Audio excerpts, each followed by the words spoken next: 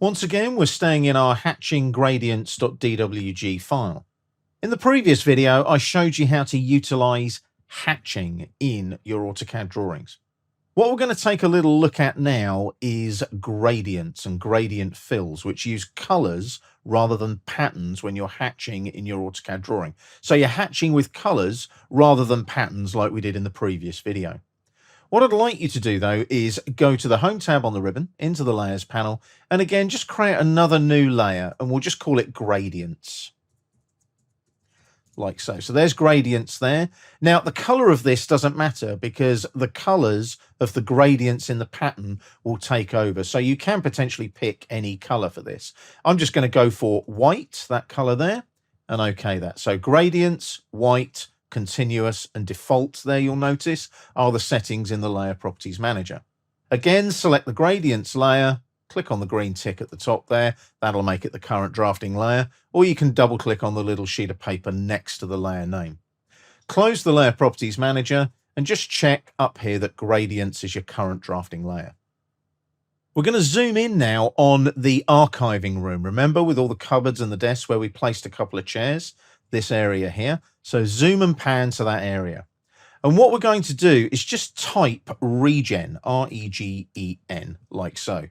And you'll see those points regenerate to 5% of the screen size.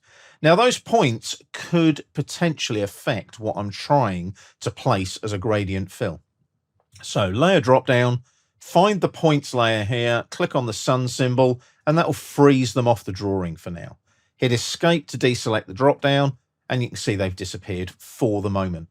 What I'd also like you to do is if you've got selection cycling off down on your status bar down here, just turn it off for now. We don't need to worry about selection cycling. What I'd like to do here is use a gradient fill to represent some flooring in my AutoCAD drawing. Now, just before we start, just make sure that this line here extends all the way up to these lines here. Remember, we extended it up, didn't we? Just to make sure that we didn't take any sort of hatching or boundary along this weird little line here. So just zoom out slightly after you've checked that and make sure you can see all of the storage stroke archiving room.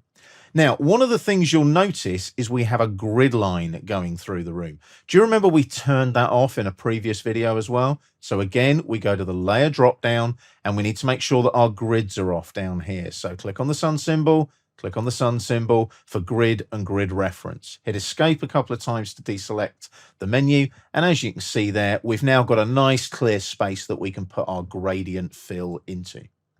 Now it's up onto the draw panel again. Click on the flyout and select gradient.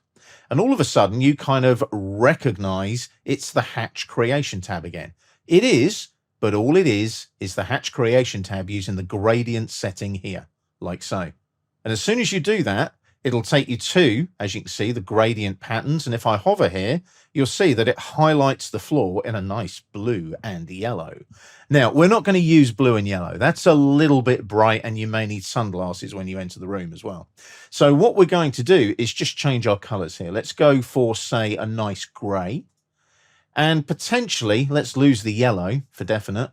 And we'll come into sort of a nice blue. And then when you hover there now, can you see you're getting a nice sort of pale blue-gray kind of fill? Now, there's lots of different gradient patterns. This is the gradient linear you can see there. If you go for a cylinder, you can see it kind of looks as if it's on the face of a cylinder and so on.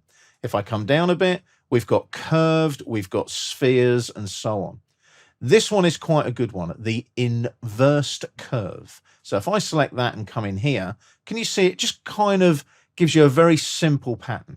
So if I click there now and just press enter to finish, the workflow is the same as if you were using a hatch pattern, but you're just using colors instead. So I've mixed that gray and that blue. And if I double click on the wheel to do a zoom extents now, you really cannot miss the flooring there in that archiving storage room that we've worked on previously. And the lovely thing about it is because you've got the island detection on, it's avoided the cupboards, it's avoided the chairs, and it's just highlighted the floor, which is a really nice aesthetic in your AutoCAD drawing. Now, obviously, you want to make sure those grid lines come back. So we'll just pop into the layer drop down. We'll thaw those out by clicking on the snowflake symbols there, like so, and hit escape to lose the drop down menu. And then when we zoom out and zoom in, you can see we've got our grid lines back there, like so. Now, the points don't have to come back on. We're not going to be using the points anytime soon. But obviously the grid lines are important because they're used for reference and you might need to measure from them to place objects in your drawing. But that's how the gradient fill works. It's the same workflow as Hatch, but you're using the colors and the gradient setting in the Hatch Creation tab on the ribbon.